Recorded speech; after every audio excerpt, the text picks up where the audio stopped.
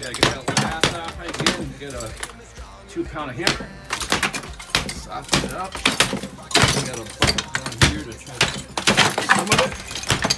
We don't want all of it, but we'll back in demo. We're gonna put a wall, yeah, sink right here, and then a wall around it. And then I just take, what I'm going to do is, when I get 2 hands, I'm going to put my crow here, then I'm going to put the hammer, then just get this lathe. Just going to do one piece at a time. Comes out on one piece and do it 2.